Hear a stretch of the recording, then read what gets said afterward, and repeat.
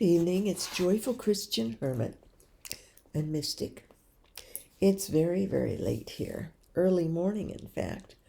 Um, I want to do a video of a scripture that Gray Rocking, one of our viewers, mentioned. Oh, it's been a couple of weeks ago at least. I think it was before I sort of had my body collapse, my exhaustion.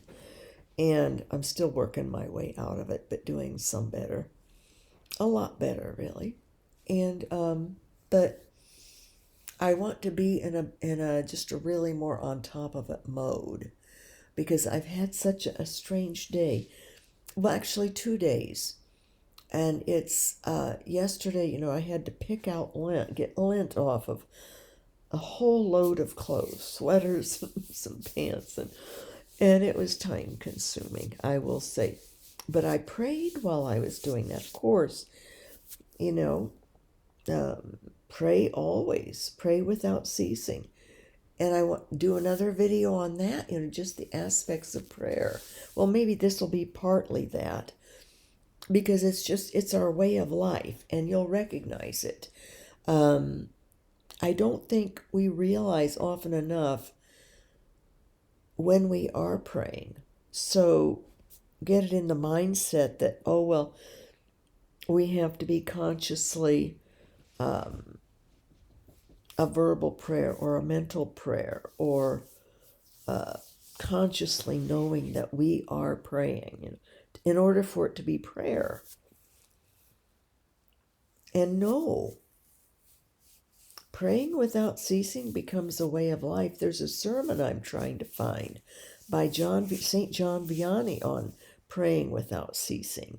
And he doesn't get into detail, but it gives this same sense. It becomes a way of being with God always, so that everything that we are thinking, we're so in tune with God, we're so in love with God, and in a state within the soul, within the heart, that we, because the soul includes the intellect and the will, that it's a state of will that we are praying always. And give it a try. Have faith in that. Ask God to help you know, or to have faith, because that's what it is. And you may think it's not, but it is. And once you're into it, you'll start recognizing it more. And in our actions, in our thoughts, in our activities, it's a state of ourselves with God. That's what prayer is. It's that communion, that community, and doesn't even have to be a mental conversation with God. It can be an action. It can be a quiet, even just a stillness. At night, tell God, I want to pray with you in the night. While I'm asleep, let my sleep become the prayer. And just sort of see what happens. It's faith and it's desire of wanting to be with God always. So yesterday I was picking this lint off. I found this old roll. It's, probably 45 years old. How many times have I moved? Oh my goodness. Across country and back, and oh my god, crisscrossed in Washington State for a while on an island. And I remembered that I had this roller thing with tape on the outside. I don't know if they still sell those. And I found it in a box of stuff that's that's the bathroom items. It was in the boxes with that. And so I used that, but I had to, change the outer part often. And because this tissue it might have been even two tissues, got even inside. I had to turn everything inside out, get all that lint out, all that teeny bits of tissue. And it wasn't what I had planned. I planned to do something more active, make real progress in here. Well, God, God dictates for us. I mean, we do things. We have our little mishaps, like I did. I'd even had one tissue that I saw, but there were obviously at least one or two other, and I found, I'm pretty sure what pocket it was in even. So, but I had to get it off. The clothes were unwearable, and I'm always thinking of terms of if something happens to me. And that's because my intestines haven't worked for 2 days, but thanks be to God, progress tonight, but it's just been terrible. So, I have this experience of pretty much living between death and life. It's getting to be a little bit different for me. So I worked on getting the lint off, and I went into deep some kind of thought, and it was like God was bringing people who had died to me. This was yesterday, and it was productive. It was difficult. It was deep, and it was intense. While I was getting this lint off, inside and outside of clothing, and relatives, of course, that I haven't seen in years, and elderly friends who had passed. I mean, a lot older than me, older than my mother and father, even. People I knew from childhood. And situations. And I realized in this situation yesterday afternoon and into the evening that God wanted me to clear up things, clear up situations, clear up people, memories with people from way back. Didn't have to be bad memories or bad situations, but some. And it ended up being people, even people from my ex-husband's family, like a mother-in-law who never really liked me, and a sister-in-law who was so kind to me after my husband left, after her brother left. But it got to be too much. It was hearing what the mother-in-law would say about me, and how blind she was to her son. Smother love a little bit, but she didn't know. I mean, it's hard to tell. It's hard for us to see ourselves as we are, let alone other people that we don't want to see the reality, maybe, or to see that they could be imperfect. So I had a lot of clearing out to do, a lot of re-meeting these people God would bring. Aunts and uncles, mostly just delightful. Sometimes there'd be little situations that would come up that I would remember that I had misgivings about, and some were founded. And God wanted, I knew I had to pray, love, forgive, and live my life then, keep living, keep moving forward and clear. So all of that was prayer. I knew it. It was difficult, but it was very effective. Intense, but effective. God was impressing upon me.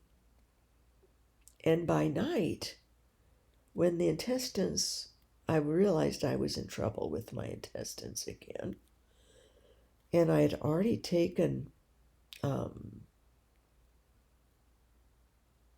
it would have been the full amount that I had in the hospital, back in the ICU and the hospital.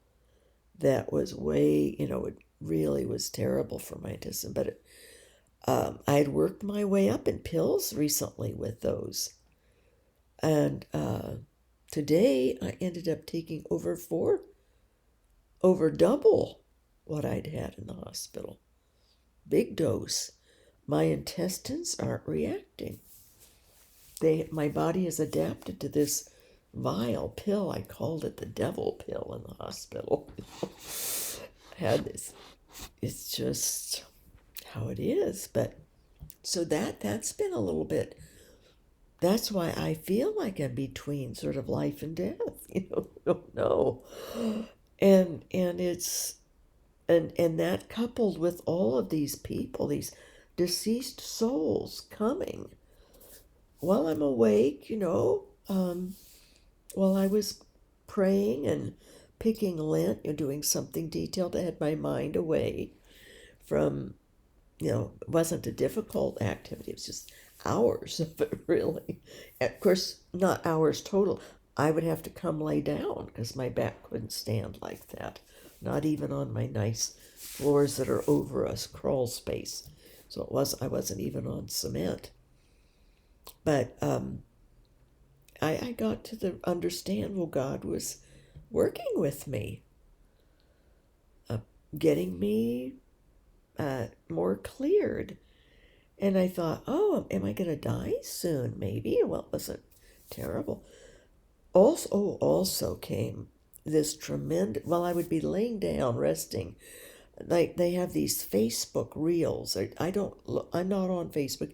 I mean, I have a site. I don't keep it up or anything. But they have these little short clips from just people out there. Little tiny 30-second, 1 minute, 2 minute little video clips that go in like reels. And I would see some, like I saw Pope Leo, our new Holy Father, and things that he would say, or little ceremonies, or processions, or services, not the whole service, just little bits. Or I mentioned, I think before, there's a young woman who gives little commentary about different Catholic traditions and things. But when I saw the Holy Father, and I didn't even see them as it was a procession in a cathedral. It wasn't at the Vatican, it was some church, maybe it was in Turkey or something, just a minute or so. And yesterday I just had this great longing to go to Mass, to be at Mass.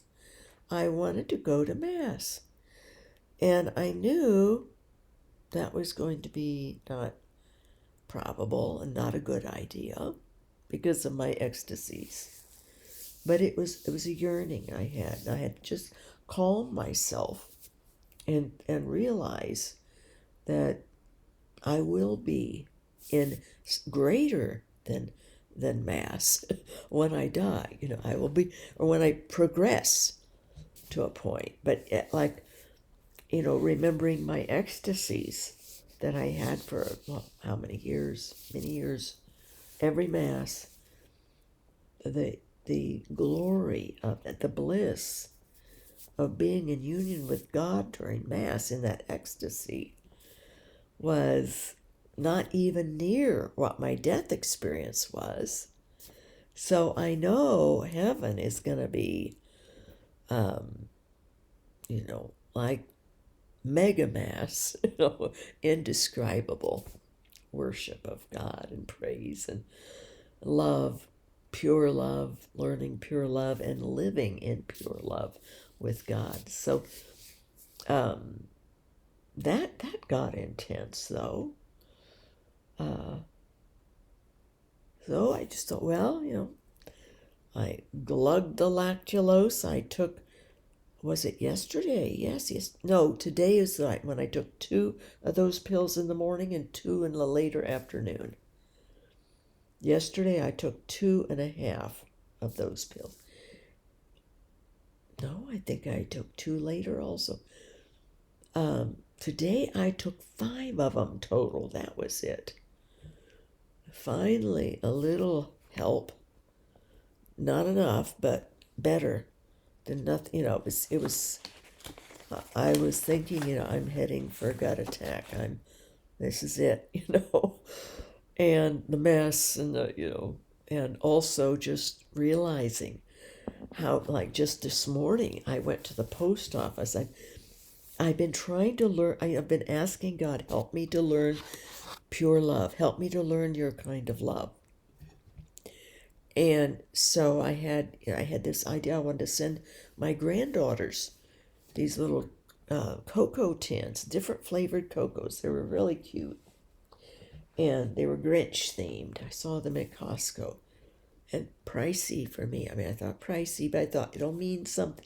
They'll have all these different little cocos they can mix. And they're facing finals. The one's in college and the other's a junior in high school.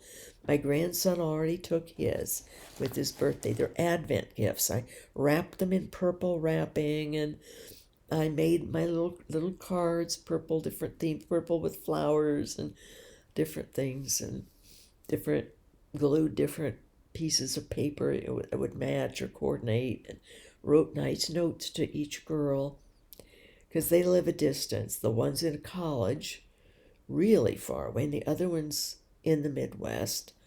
So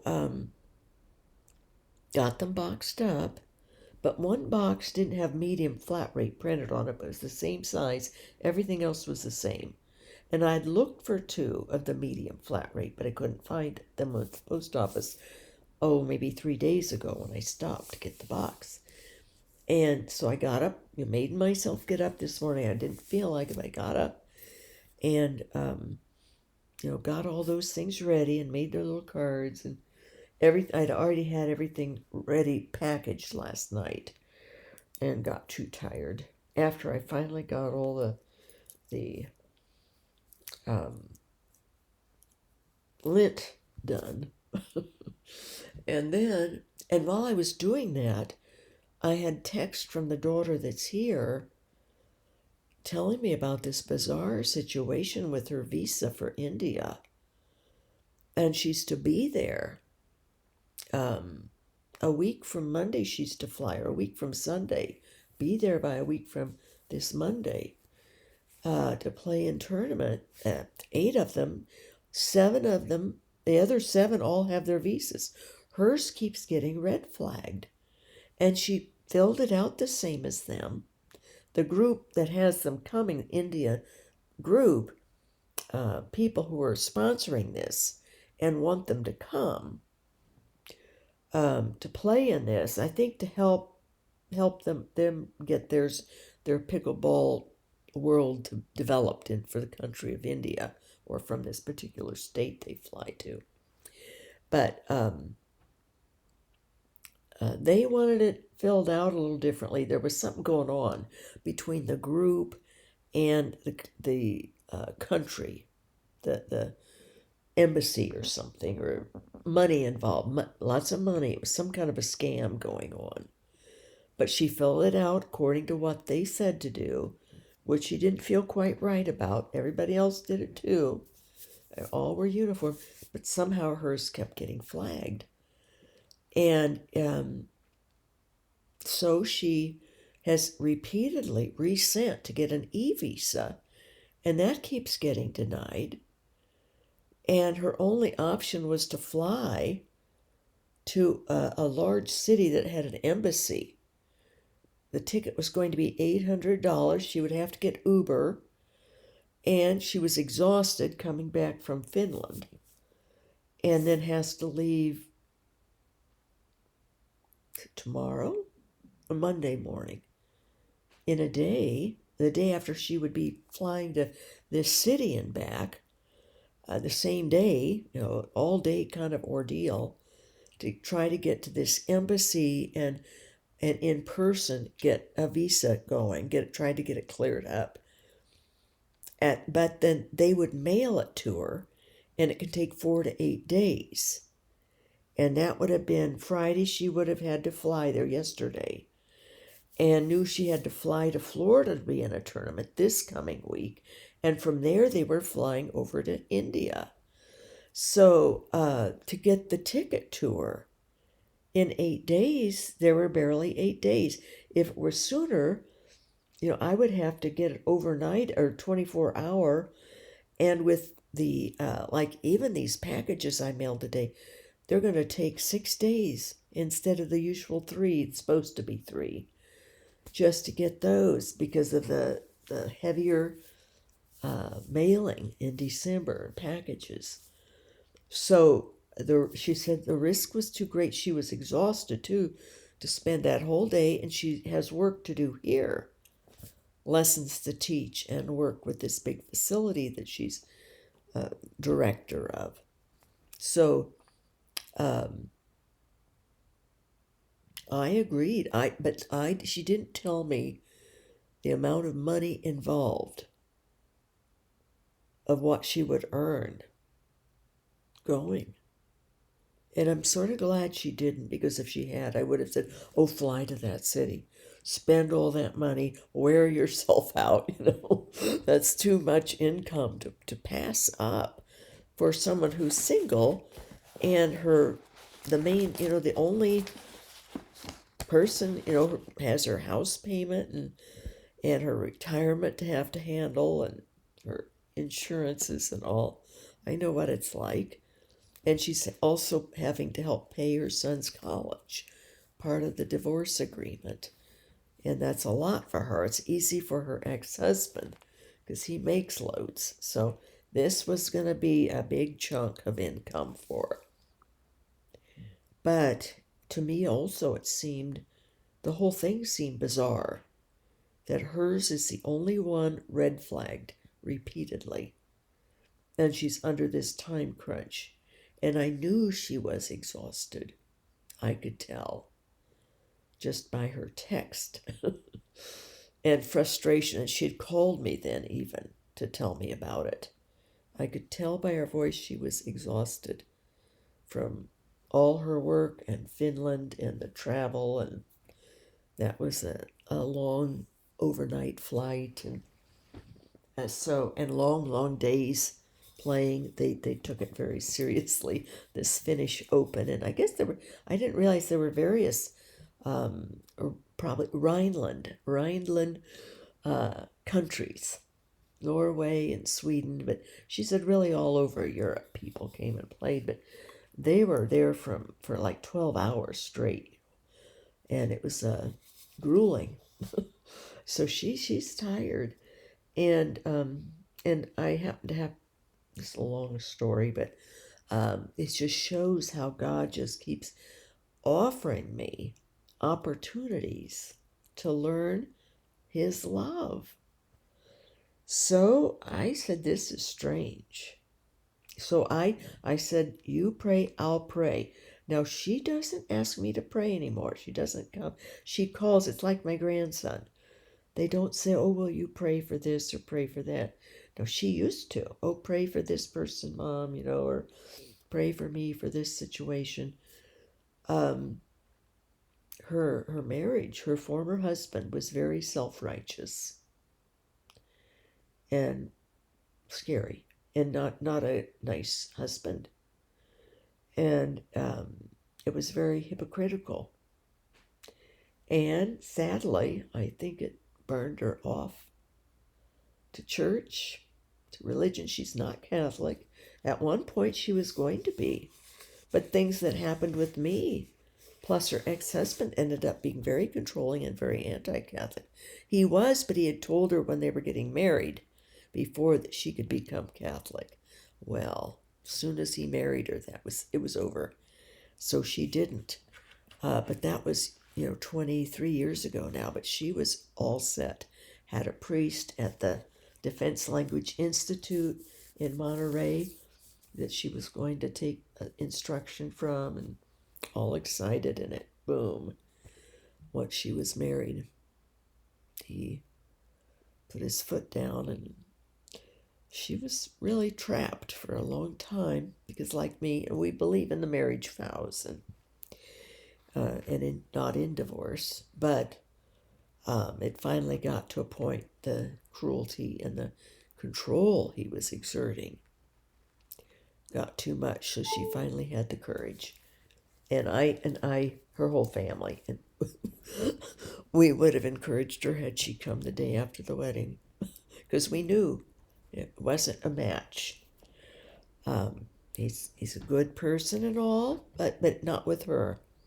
That control or something came out, and he's learned a lot, I think, himself from the divorce. But And he remarried. He's already remarried and stuff. So, but that's an aside. But that's just how we can let ourselves be turned off to God, to religion, or to overt. And I may be also having a mother like me, and I didn't realize. But I'm gonzo on God, you know. It's God is everything to me in a serious way, genuine way, but and I've had so many experiences, see, that I knew this was bizarre, this visa thing. And she's got supposed to go again in January to work there. And and how, what will happen, see if she can, if this keeps getting red flagged. So now she just keeps repeatedly doing these, but the e-visas now. But I prayed intently while I was delinting.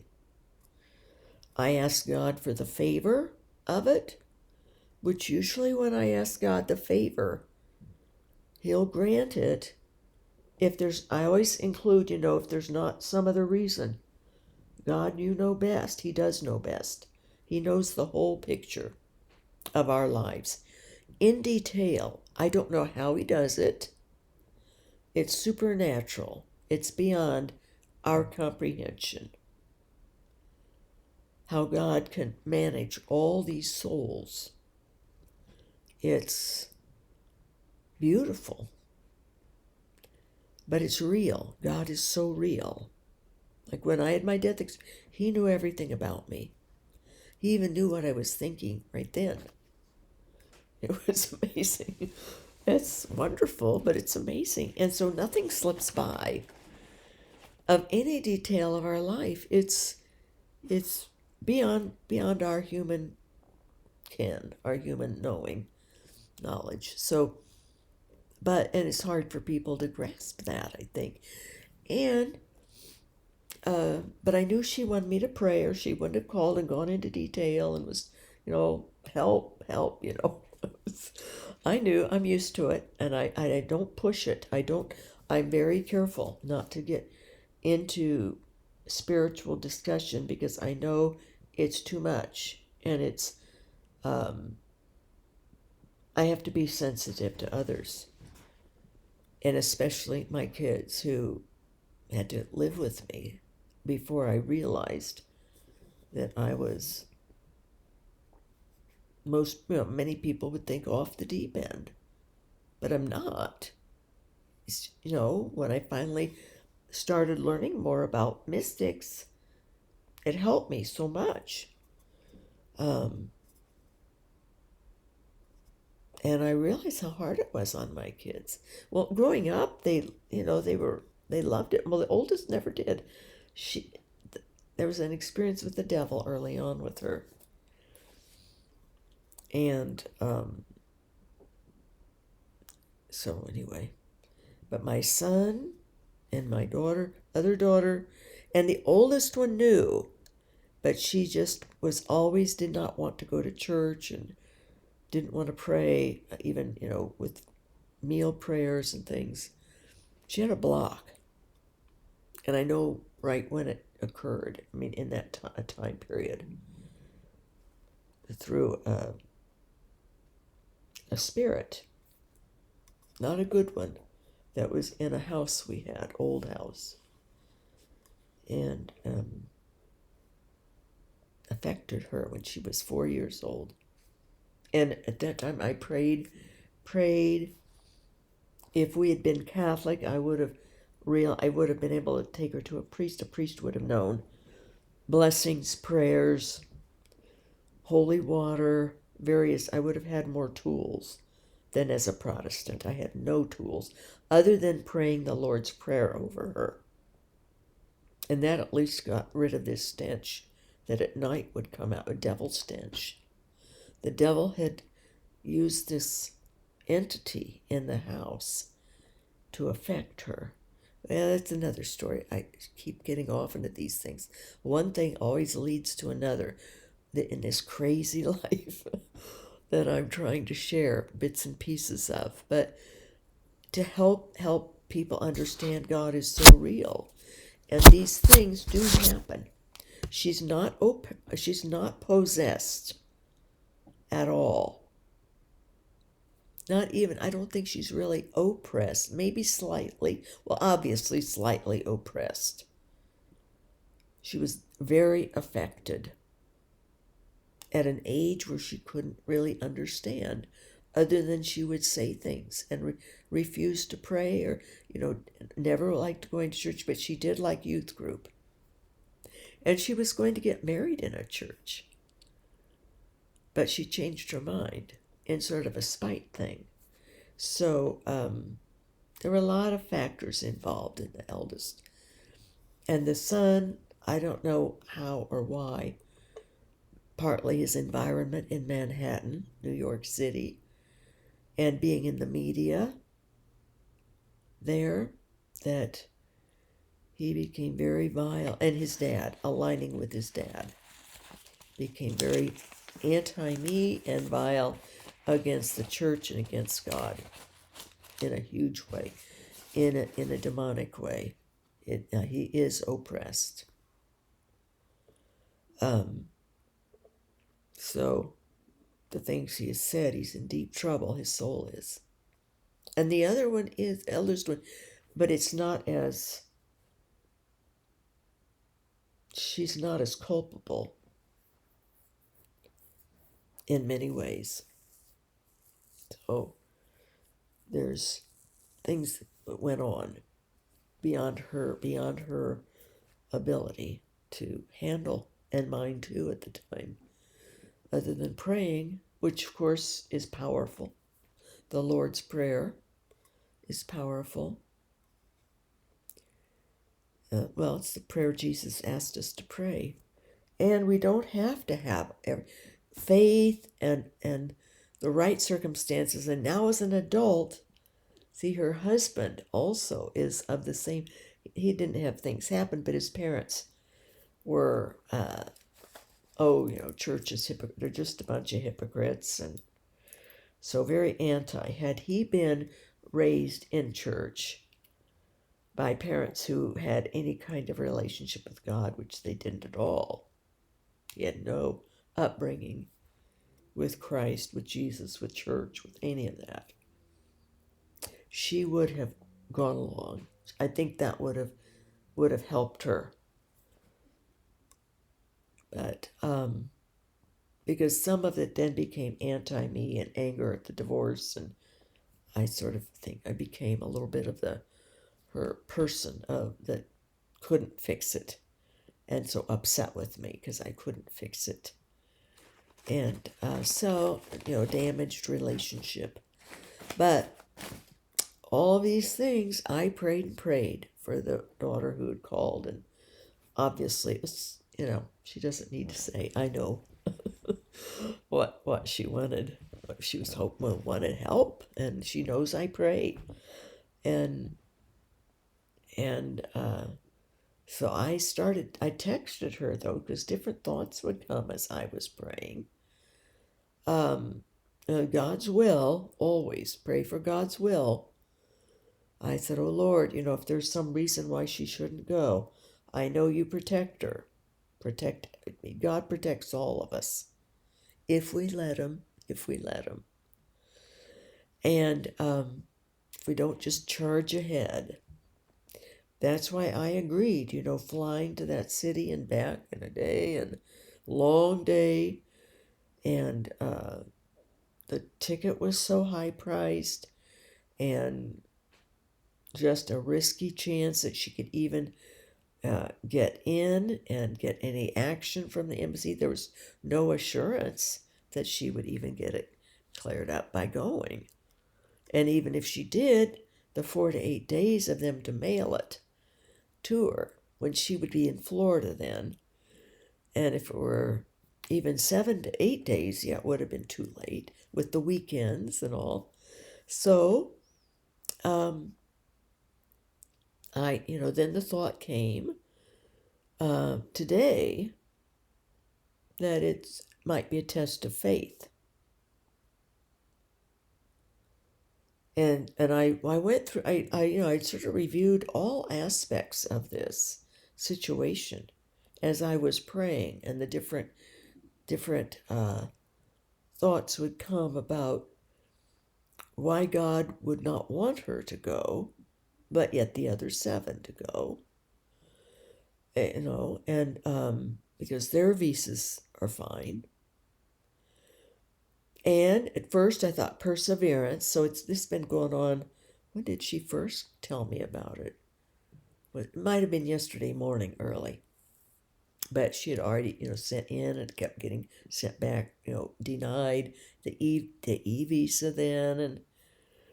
And so it just was very strange. I mean, I sense this is weird, this situation. And then this thought of the faith, that she's backed away from even using the word prayer,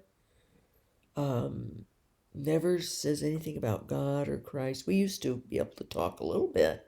No, I didn't. But she's also made it very clear in the last year or so that she didn't want to hear me talking about anything spiritual. But, see, in this situation, she knows something's not right and she wants help. And knows that I'll pray. See, she does believe, or she wouldn't contact me for this and go in detail about it and talk it over in detail.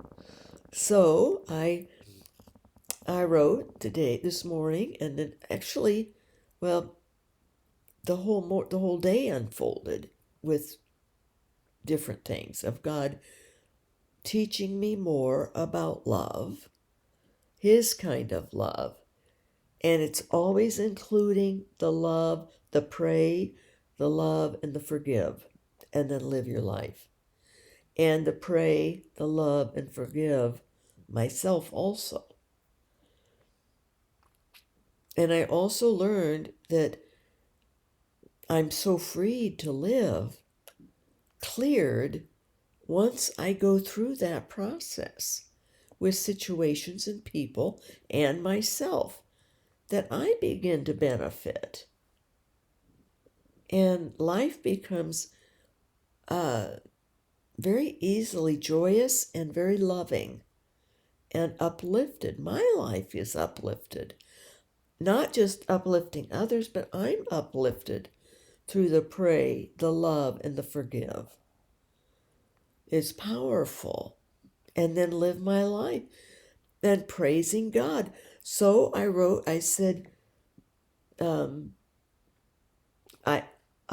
had to go to a post office to try to mail these packages for the granddaughters. And wanted to do something special for them, that they knew I was thinking of them. Because I don't really know anything of them. The daughter in the Midwest won't tell me. Her husband doesn't. Teenage and college, to get much response, they're busy, they're with their friends. But I just wanted them to know I love them and I think of them. And I would put in, I'm praying for you to be successful in your swim practice and your studies for your finals, and to have this hot chocolate that was in the note, to know that I'm thinking of you, and to stay warm. It's very cold where they are, lots of snow. And but the first post office I went to, it had always been, I thought it was open till 12. Well, I'm so out of life. I'm not in the temporal. They've obviously changed the hours. But I came in at, I think it was about 11:33 with my two boxes. And got behind a man to count the next man, waiting to my space. And by then, by the time I stepped forward, it was 11:35. They have a big clock there. And I started to, there's a woman who was there, but she didn't want me to come to her. I couldn't figure out why. So I waited, and the man left. The man in front of me had obviously come in at 11:30 or something. But I walked up, but as I was walking up, it was this big man came out, older man. We're closed at 11:30. I said, oh, please, please. I was right there. The nice man at the counter was going to take me. I said, please. I said, I didn't know. I said, I thought it was 12. Well, it had been, maybe 4 years ago. I don't know. I'm not out in the world keeping track of those things. I don't go on set. This is a rare time to go on a Saturday morning. Lucky I could get up by that time. I still had a few things to finish up their little carts and stuff. So I get there, and he's no, he was rude, and he pushed some button. This big metal wall rolls down, and I said, "What? Can I at least ask a question?" And so I asked this question, and he rolls this wall down. But I kept asking it because I thought, good grief, are we not human in here? Is this, by then it was 7 minutes, but I'd been in there at 3 minutes after 11:30, and I'd said, please, please. I said, I didn't know. I thought it was 12. And it was obvious I wasn't he acted like I was going to leap over the counter or something and accost them if they didn't take my boxes. This old lady, my toes are hurting me in the left foot, and I could, hobbling in, and I looked like, you can't tell from this because my face didn't come down, but I am so thin and weak, and so he had that metal wall down, but he opened this little chink hole. Do you have a question? I said, well, yes. I said, I've been trying to ask, at least would you answer this question? Because I said, this one box, both boxes are the same size. One has on one side medium flat rate. The other one doesn't have it printed on one side or anywhere. But it was just in small print on one side of this one. All the other printing, everything was identical. The size was identical. I said, can this other one also ship flat rate? I said, because when I came in, it was during the day, during the week, when I had to go to a bank to get my money switched over and stuff so that I could pay my bills. And he says, oh, no, can't use that. He says, there's plenty of them just right over there. Well, somebody obviously had filled their coffers. So, I would have had to put what was inside the box into the other one. Would have taken another minute. By then it would have been 11:38. But I know the nice man still was going to do it. But it was one of those things that, I was late. I didn't realize that they had changed their hours. So, but he closed his little chink hole, and I left. And so I got home, looked online to see if there was another post office, because I thought, I want to get these in the mail and do this act of love for the granddaughters. So I drive to this other post office, and I thought, well, this is okay. It was 25-minute drive or something, which is about any time now but I realized, well, this other post office was near the daughter who lives here. So I had a container I needed to return to her. And I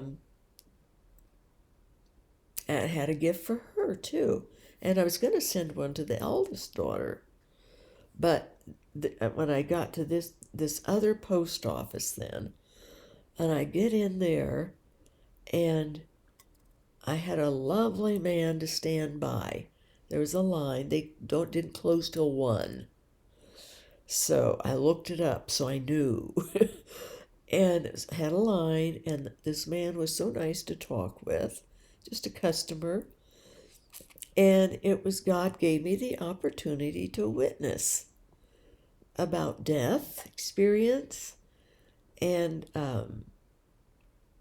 how, nothing to be afraid of, and how just, I don't know, we just had this good conversation. Somehow, I'm telling you guys, when we offer to God and tell him, we want to help uplift the world, or however we want to put it, want to share about God, God opens the opportunities. Even with the large man at the early post office, the older man, who was so grumpy and rude. Although, I mean, he had a right to be if he wanted to be that way toward me. He didn't have to take my packages. Rules are rules. It would have been, the one guy would have bent them, but the older guy who came out and put the steel wall down wasn't about to. Not even with please, please. I want to get these to my granddaughters, but no, so that's okay. But all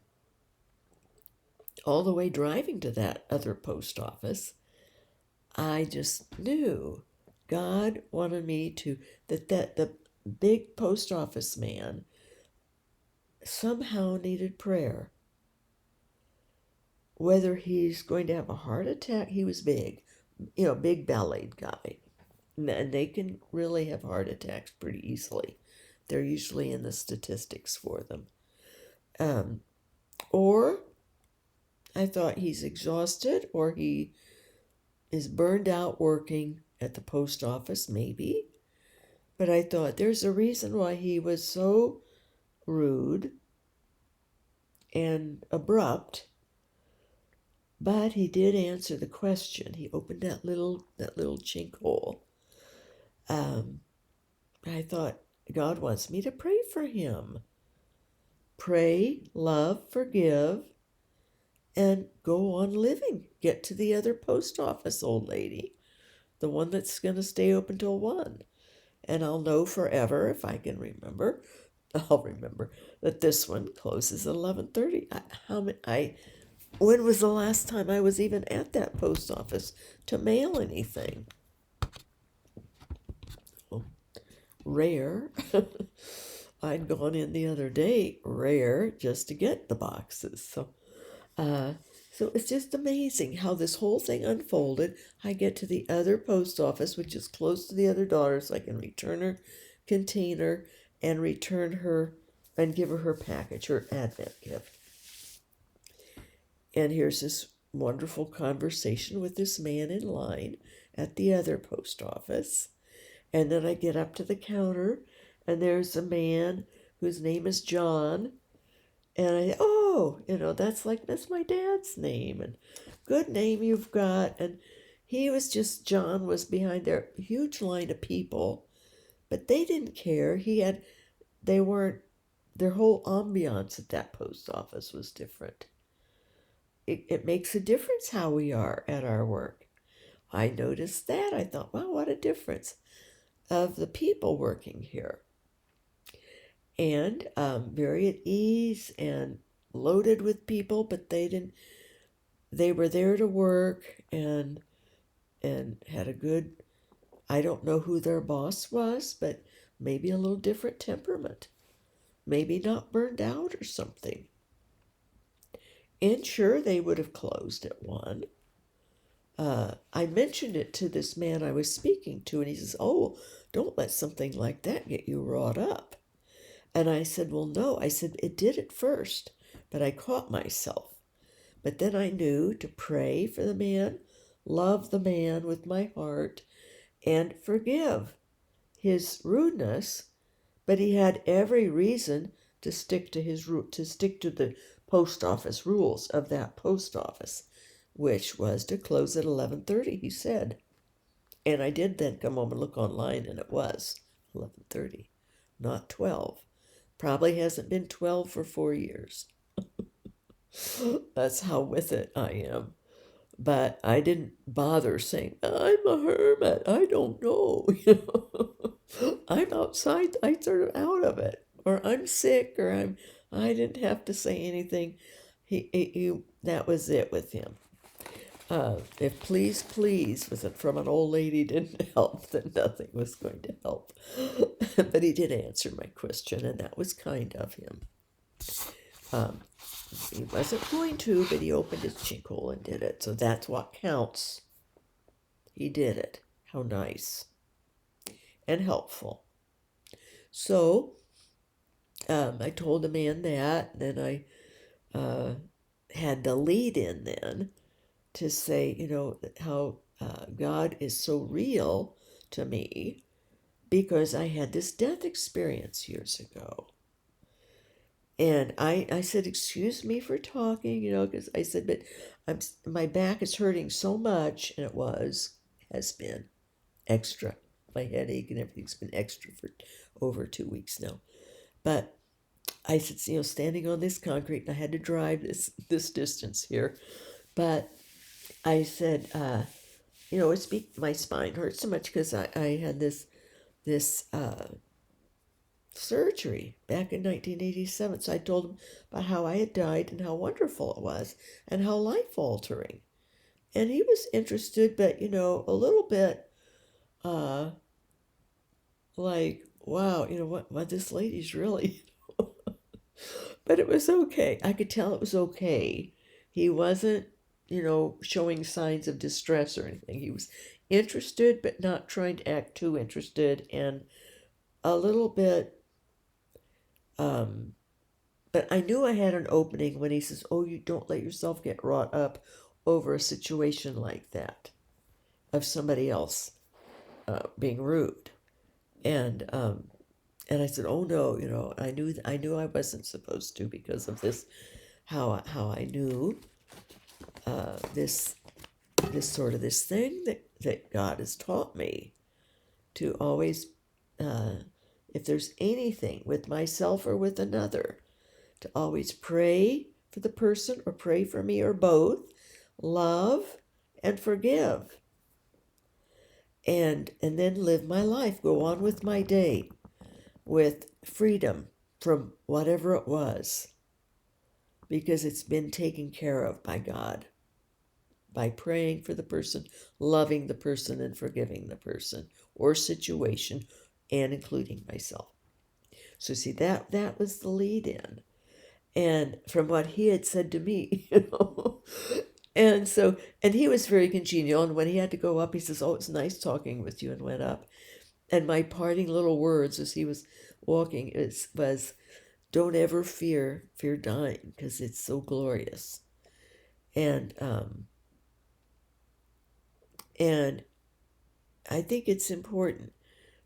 I'm realizing all the more that I was given that experience. And with someone like that, and I don't know, I don't do that with everyone, obviously. Somehow with that man, I felt I was supposed to. And I thought, go with what you're feeling of that, because I never know. What if the person is going to face something soon himself, or someone in his family? And then he'll realize, because I briefly told him how everything goes with us except for our bodies, and it's great. Everything is effortless. Everything is, you can think, you can breathe, you have all your inner sense. You can hear, your thought flash. It's like as if you're flying through the universe. They said you move from one place to another, just effortless and in a flash. And I said, it's just great fun also. I said, the love, I said, it's just so loving, and there's laughter and there's joy, and it's wonderful. And I said, and God is so real. It's all real. And so he was listening, but the last part, as he was, being called up, I felt that to remind them, don't be afraid. And if you know of anyone, just assure them not to be afraid. That it's very easy and simple, and it's delightful. It's wonderful. And I don't add if you're with God, because that will have to go without saying. And I don't know, and if people, if people aren't with God, others who have had death experiences who weren't at the time doing well themselves, they were shown or experienced hell. Well, just like Christina. Christina was shown purgatory and hell, but purgatory really shook her up. I wasn't shown any of that. I just knew of the other aspects of what it's like.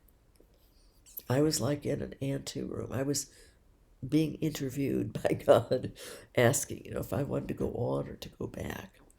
And he wanted me to go back. That was obvious as it turned out. So he knew that was best. So that's why he showed me my children and showed me the ex-husband in a temper mode. He didn't show me the ex-husband maybe calmer or in an interview mode where he would be schmoozing and very pleasant.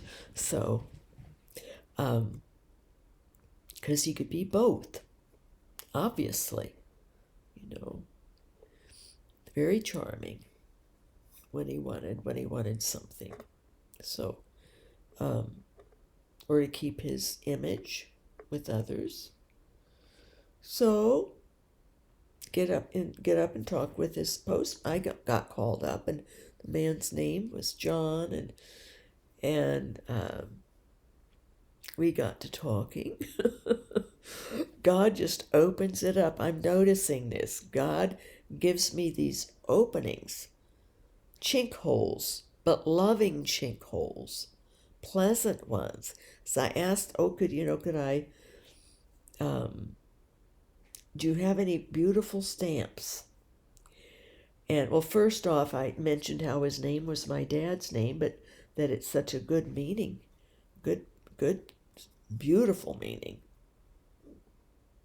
Something to do with God is with you, or of God. So anyway, that was a lead in right there, noticing his name and what a pleasant person he seemed to be. But we never know, So he says, oh, here's these winter scenes. And I said, oh, they're beautiful. But I said, I'm sending a lot of cards to the Midwest. And I just heard from a friend there that they've had -3 record-breaking cold temperatures there, and are snowed in. And he says, oh, they're expecting a lot more there. I said, so I don't think that would be appealing to them. So he says, well, here's these dahlias, Okay, we'll get those. And of course I got Madonna stamps. And the other post office had a sign up, no more Christmas stamps, do not ask. It says, until further notice, it said. So, just even that, is sort of stark, a little bit threatening. Do not ask. Well, of course, they get asked, and they got tired of saying we don't have them. But they could have just put, no more until further notice. I don't know. I'm being picky, but love and joy comes in a package. It's how we package it. How we package ourselves, how we package our words, how we package our faces, our demeanors, our motions, our gestures, our stances, our posture, our voice, if it's harsh.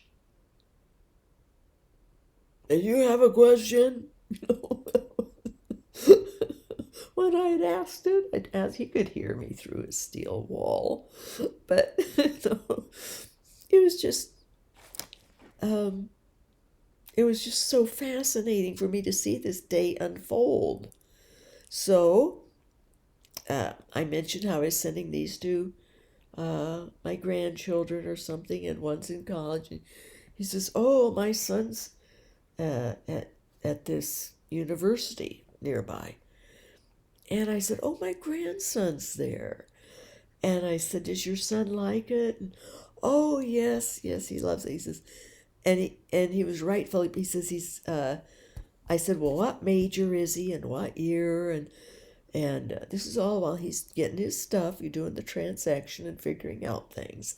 People can multitask, and so he was telling me, and then I said, "Oh, what his major's political science? What are his plans?" In after May, he's graduating in May, and I says, "Is he going to be future governor? Maybe, because he's in political science." And he says, "Well," he says, "you never know with my son. I could tell this kid is sharp, and he's a go-getter kind, because his dad was, saying, you never know with him. He might just surprise everyone and do something like that." But he's um, I said, "Well, what are his initial plans?" And he says, "Well, he's hoping maybe to get into the Air Force and get some experience with that, and or if some company's waiting for some offers, he's hoping some offers will come in because he's a very good student, as it turns out, and has sent out feelers, resumes, and things." So I said, "Oh, I'll pray." I said, "I'm a person of prayer. I like to pray." I said, "I'll pray for him." And John just perked up and said, "Oh, thank you." He said, "Oh, that means a lot." And I said, "Well, what's your son's first name?" And he said, "Anthony." I said, "Oh, I'll remember that. It's a Saint Anthony." And so I knew, ooh, got a Catholic there, one of my kind. And that helped. And so, paid up and got my stuff, and it was just miraculous. He was so happy. I was happy. There was love. There was joy. The world had been uplifted in those, well, maybe it was 3 minutes. A lot can unfold in that. I realize I just have to take God's cues and be willing to open up. Be willing to dare. So I get to the daughters to give her container and her little gift, which she ended up not wanting. She asked me how much it was, and she says, "No, Mom, just get the money, get your money back." But I'm going to give her the money, and or if unless I find something else that she might really like, but she doesn't. She says, I don't need it. Really, I don't need it." It was the hot chocolate, so. Um, but we talked over this situation a little more, because she still hadn't heard anything from her latest attempt to get the e-visa. And I talked to her. I said, "Well, there's a reason that this is happening." I said, "I don't know what. But I said, maybe God's protecting you from something, since the other 7 have theirs." I said, "Because God would want to protect you. There's some reason maybe he doesn't want you going. Or and she says, "Oh," she's stuff just happens. Stuff just happens, and nothing to do with that. Stuff just happens. I said, "Oh, listen," I said, my life." I said, "I've lived a long time now." And I said, "I can look back and it all makes sense. Even the stuff that seemed very harsh at the time. It was all God had a reason for it. Even things that he took away. Even the hardships, even the trials, even the sicknesses, and the spine and all. Because he had a purpose for me, doing something else, and had to keep me from other things. He protects me. And he protects everyone." And I said he's interested in everyone and in all the details. And I said, God is in charge of everything. And I didn't say even that much, really. But I gave the overview of that. I said, well, definitely that's, no, it's not just, there's nothing that is just, it happens. Things just happen. No way. No way. There's I didn't go into this either, but the devil's involved, and God allows the devil to be involved. That God can just poof the devil away if he wants, but sometimes God allows the devil to be involved for various reasons, good reasons, to strengthen our faith, to teach us about the devil, to let us have a little experience that, hey, there is a devil. The devil's quite real also. But God has power over the devil, and we do too, by the power that God gives us through God, through love. And a big help with the Virgin Mary, who the devil can't stand. But the Virgin Mary has tremendous power over the devil. Why? Well, she's the mother of God, for one thing. But she's also pure. She was perfect. She was without sin in her earthly life. She knew pure love. She knew God's pure love. And she's living it out eternally, dispensing graces, helping Jesus, and conquering the devil if need be. You just call upon her if the devil is attacking you, or hold out a rosary, or even just ask, Holy Mother of God, help me. Or Hail Mary, full of grace, the Lord is with you, help me. The Lord is with me too. Confidence. The devil doesn't like that either, but there's things to do. But see, the devil could be involved in this for some reason. But I've been praying, bind Satan from it.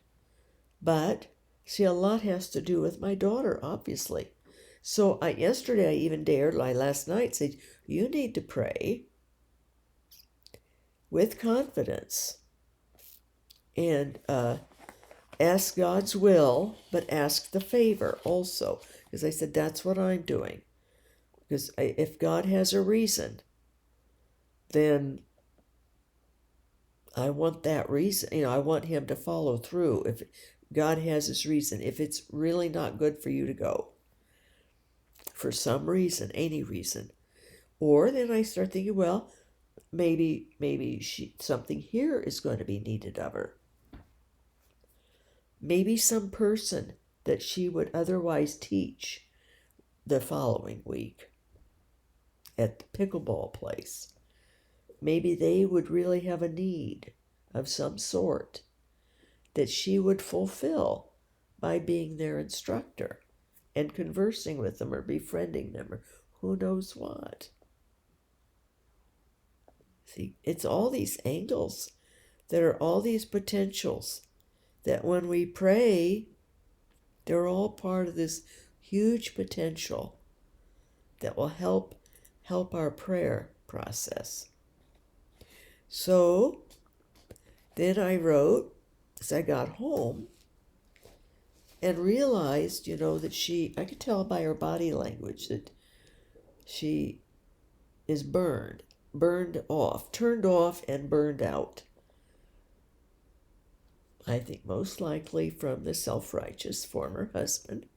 She's mentioned that, And I texted her, I said, well, we're all sinners. And I said, we should never let a church person who's self-righteous turn us away from God and church. We can't give them that kind of power over our lives. And I said, please forgive me for any self-righteousness or any way that I have affected you. I didn't mention the ex-husband. She's brought it up before. Is how self-righteous and preachy. He reads all these theology books. He's very intellectual, but he lacked love and kindness. Often didn't even speak. Come home from work and go in this one front room, keep it all dark except his laptop, and that's where he'd stay. Call him for supper and he'd thump out and eat a silent supper and back in. So, yeah, that was her life.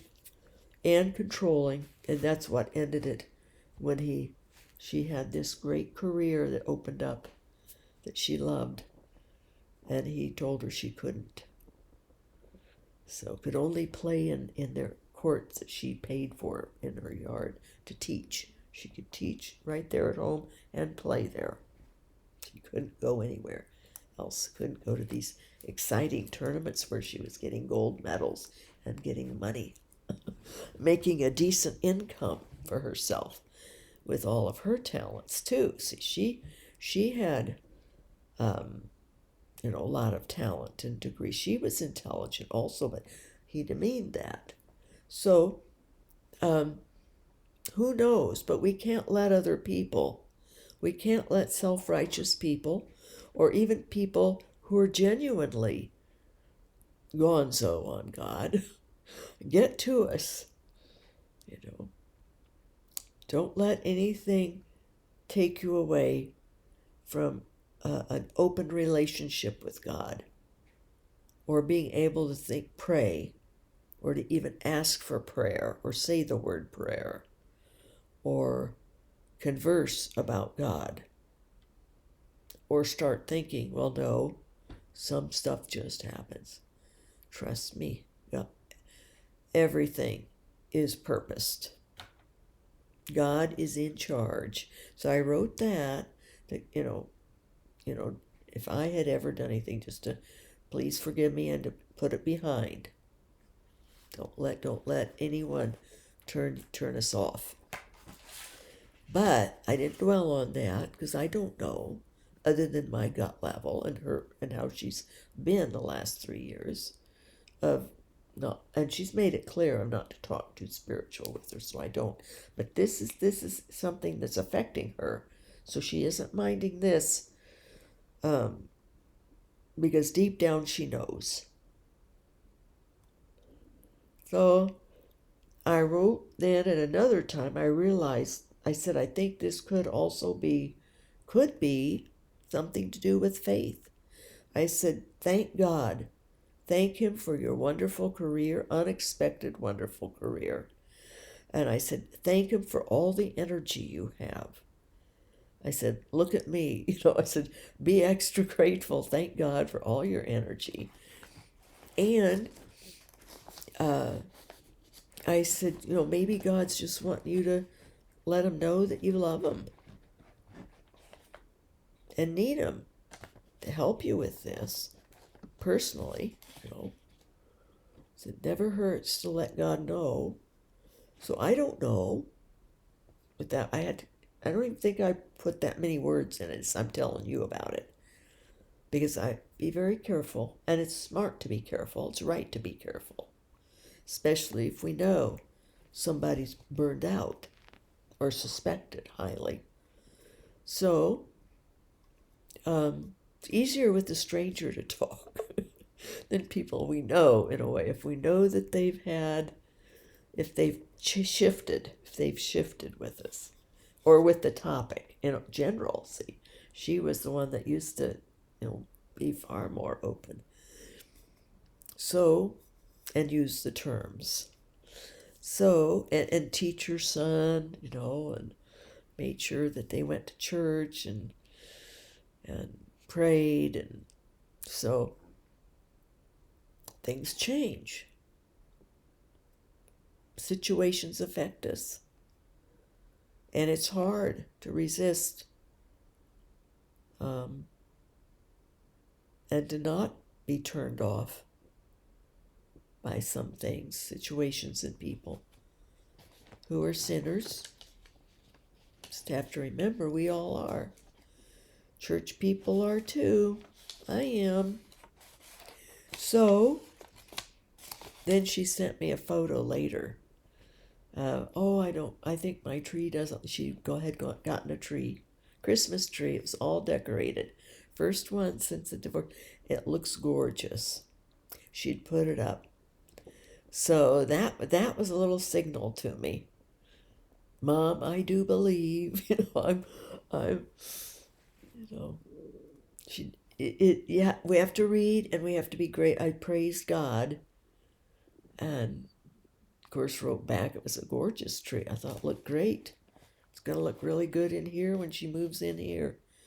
If I ever get this done, and I may have to just trade without finishing it, who knows? I'll have to figure out if I'm going to be here for the my colostomy surgery, or if I'm going to, it won't be till January or February unless I get really bad, unless this medicine totally stops working. How many will I have to take? Plus drinking this lactulose, yuck. But, well, I have to get back to more liquid. I had too much. I made some root vegetables in olive oil, roasted them and steamed them, and they were I overcooked them, mushy, with lots of extra olive oil, but that was probably too much solid. So anyway, that was the day, and it was just amazing. I didn't get other stuff done. Then I had a longtime friend that doesn't write much, but wrote and asked questions. So I explained this and asked her to pray for my daughter's situation, for this visa situation. I said, now it's many-pronged, and it probably is a reason that we don't even think of. But it's there, and I said, please pray that the daughter makes acts of faith for God and reconnects. I said, maybe that's it. And if not, it's still needed, for all of us, because she's a very good person and was always very close with God. So it just, and then Lovey chewed up something and he got in trouble. He hadn't done that in a long time because they can tell I haven't felt well, and he's frustrated. I think I need to pay him more attention, both of them, more attention. So, or they could sense different things.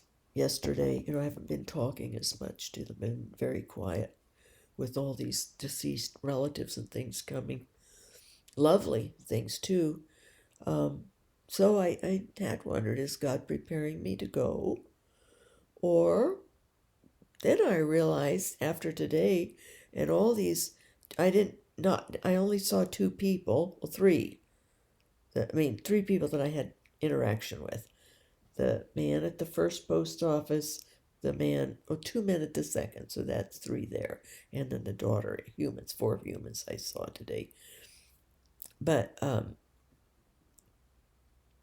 I had so many opportunities. And then with the long-time friend writing, she doesn't write often, texting, asking questions about different things. So I wrote, including, was I still going to Mass? And I wrote back, and I don't think, I know, I think I told her way back about the ecstasies. I don't know if I did, but I mentioned it. There was a religious experience that had happened that was difficult for others and for the congregation and the minister. I use Protestant talk with Protestant to that, their language, their vocabulary. It's just better, I think, easier for them because it doesn't put up walls if there are any. And there usually are, even slight ones, because it's unfamiliar to the Protestants. So I said, put up walls or made them uncomfortable or distracted or something, and let it go at that. But I said I really wanted to. Yesterday I got this tremendous yearning after watching these little clips of Pope Leo and stuff. I really, really, really wanted to to go to Mass in the worst way. It is a tremendous sacrifice not to go. And not for the ecstasy. That I could take or leave, because it is hard on the human body. It just is.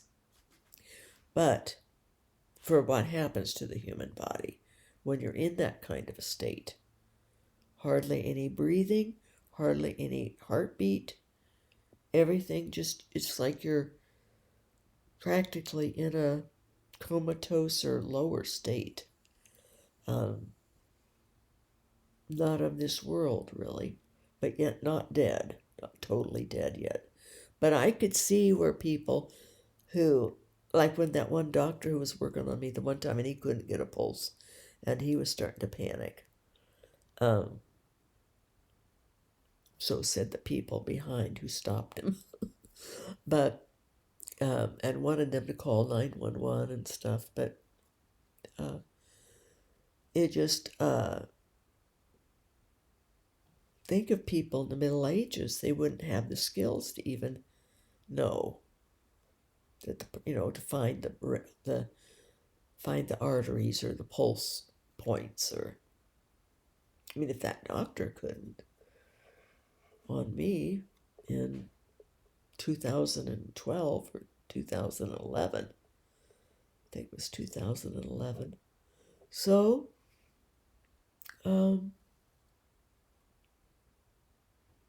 I've had to let that go, and I was tempted. I thought, well, I'm gonna go today. I'm gonna go, but then with writing to this other person, this friend of spiritual matters, because she opened the door to it by asking different things, and then I can respond. And I thought, well, I'm not getting work done of the temporal type, of the manual labor. But of course, by the time I was done, it was 10 till 5, and I wouldn't have made it in time. And I realized it was for the best. I'm not in any shape really to be sitting for an hour. And I'd taken extra much of those pills too, so we never know. I was hoping they would work better, but they didn't. I mean, they've worked a little at least, praise God for that. But it's just been a day of so much learning that I realize that the other thing, death may not be coming soon for me. God may be clearing me so that I can learn to love as He loves. You can't have unfinished business, even stuff that you aren't aware of. Like I thought of my former mother-in-law and then my sister-in-law, my ex-husband's sister, who was so kind to me after he left us and would call. But then she would repeat things her mother would say, and her mother had never liked me, had never liked her son's wife, because she adored that son and could not see through that he lied and had issues. And she just, I guess, very proud of him or something. It was her first son. They had a younger son, but of course this one that was the sociopath, the one I married, he was so charming and full of energy and was fun and liked to do things. I love to do things. I like to keep busy. And he liked achieving, but he did for his ego. I liked achieving for what I could offer and do for God. See, it was a different focus. We had different focus for why we achieved or wanted to. And my main thing was our children, and that wasn't at all his, not at all. So, as it turned out, it wasn't. But he didn't like it that the judge let us go 2,200 miles away because of his ego. and control issues. He had big control issues. So, but the mother, of course, was blind to all that and his womanizing. And so, but those things would come out with his sister calling. And I had to say, I've just got to move on with my life. And it's too upsetting. I said, I'm sorry, Penny, I'm going to have to move on with my life. And we just, please, it's just too hard if you call. And I felt guilty about it, but it was for the best at the time, because the things his mother would say, as if,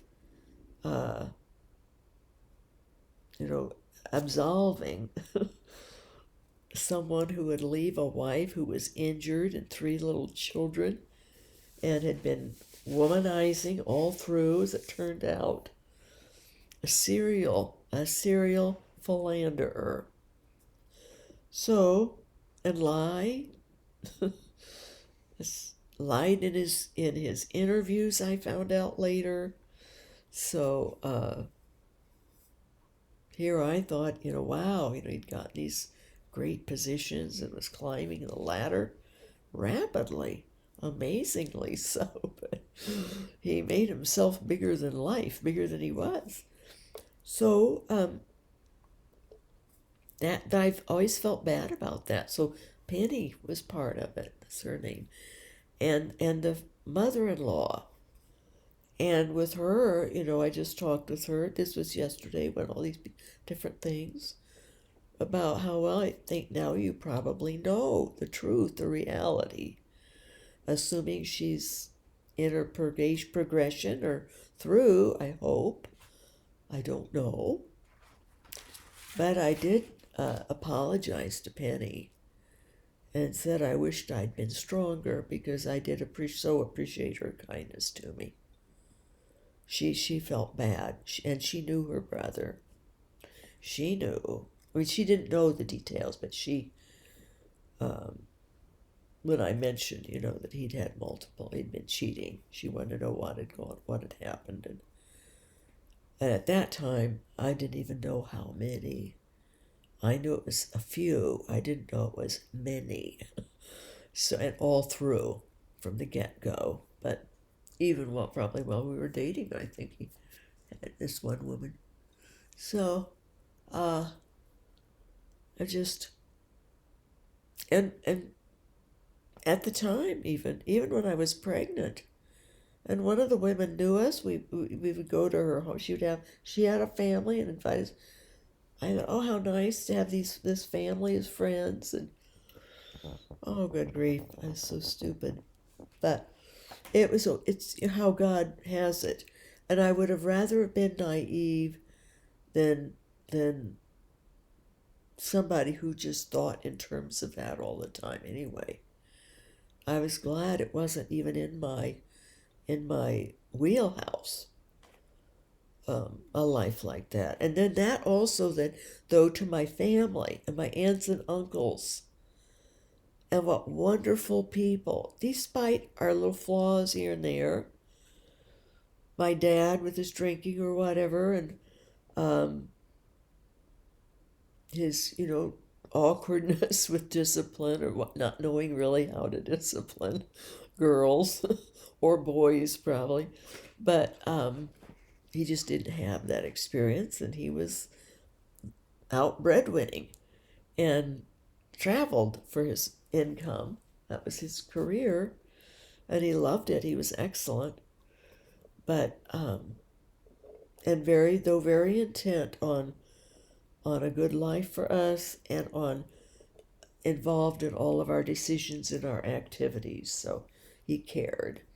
And all these, in my mother, her one flaw, the temper, but all these other wonderful, oh my goodness, she really poured herself out for us. And I thought of my aunts and uncles, the whole network, solid, hardworking, upbeat, moral people with little flaws here and there. An uncle on my mom's brother was a drinker, one of them, the other one wasn't. But one was the black sheep because he had married a Catholic woman, and did become Catholic. When his fourth child was born, a boy, he had cancer, a kidney that was cancerous. So as an infant, right away as a newborn, he had to have that removed. And that shook my uncle, and he promised God, I'll become Catholic if you let my son live. So he became Catholic. And I'm sure he knew what it would do with his family. They were already upset that he married a Catholic woman. So, but he was true blue, Uncle Bill. And his family, I didn't know those cousins that well. I thought once I became Catholic we'd be close, but no, the one cousin that lived in town wasn't with me. But I think it was because I was different, and she knew from inside the church and from people talking, I guess. So she was sort of part of the gang, part of the went along with the crowd kind of thing, and didn't trust that I was not just pulling some. She didn't know anything about the ecstasies. No one in my hometown did. I didn't go there. I didn't go to. It was sad. I had a very good friend whose mother died, and I had been good friends with the mother. They were from India, and I didn't go to her funeral mass because of the ecstasy, and I knew it would cause issues at the funeral mass within the small town, and I didn't want to do that.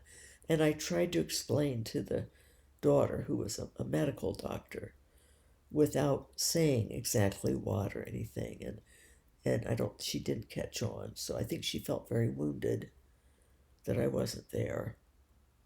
So she thought I just wasn't well, my pain and all, but was still hurt. So that was sort of sad. So there's another one that I can pray, ask her forgiveness, and just in my mind, even though she's alive, but the mother's deceased, I can talk to the mother. So just do it in your mind, with your heart, sincere, and work through whatever God brings to you to work through. Clear out all the things that are stacked up in there that we don't even remember consciously, that can prohibit us from learning God's kind of love, purity, a purity of love. If we have unresolved conflict or upset or guilt, see, so we have to do the forgiveness, the pray, love, and forgive for ourselves too, and ask God to keep, helping us to get everything in shape, clean the house, get ourselves ready for learning more love in our lives now, and being alert to the opportunities we have to, like with John, and I am praying for Anthony. Please pray for this young man, Anthony. If I'm alive in May or sooner, I'm going to go back and find out what he's doing, if he got any offers and stuff. But the other man, he didn't really want to converse himself, so I just sort of did my little chit chat and in a non-offensive, we sort of know ourselves, and we know the modes we can communicate with or not communicate. But he was receptive. I could read that in him, very much so receptive and listening and interested, but not offering his own information. It's better if I think, from my perspective and experience with my little few times I ever am involved with people, but I can do it in my mind with people who are alive, even though they may not be aware, God, the Holy Spirit can do with it what they will. Go to the person and maybe they'll grasp something. I don't know, or have some kind of a sense of being prayed for and loved and forgiven. Or have a different feel toward me because I've done that for myself regarding them. Needed their forgiveness. And maybe they have subliminally, through the power of God, sensed it. I'd heard this is a neurological fact that people they've done studies of this, if they have thought about the attributes of a certain ancestor, say a grandfather or a grandmother, things that they liked about that person, for 10 minutes a day, I forget for how many days, maybe 30 days or a week or something, their genetic makeup actually changes more to that ancestor. It's a neurological fact. I just heard that by a neuroscientist, that we can assume, and it's provable,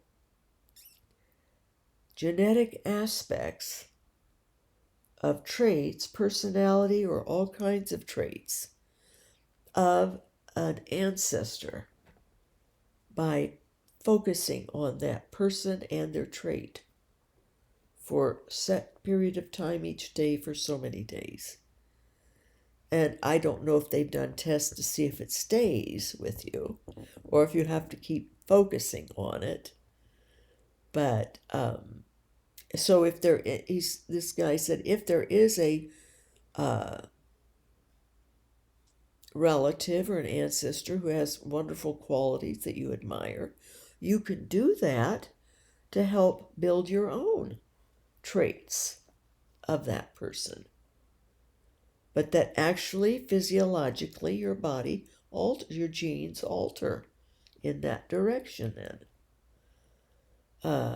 So my grandmother was just my maternal grandmother. I never knew my paternal grandmother. I would like to meet her, but I've had little in my mind or somewhere in my soul. So I'm looking forward to meeting her. I know that she was more firm or disciplined, something to that effect. But that's okay. She was a very upright person. So interesting, isn't it? God is so marvelous for us. So we'll see what happens with the visa.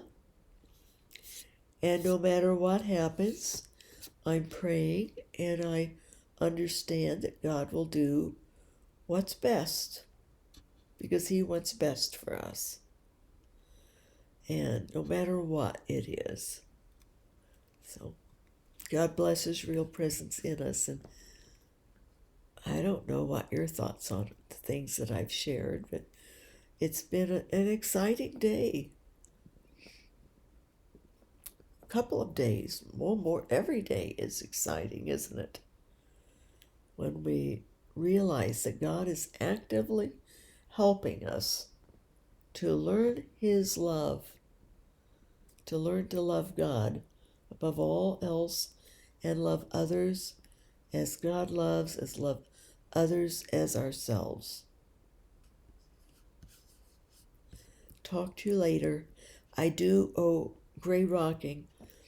I've got stuff on here that I keep track of for the peace in our soul, peace in our heart.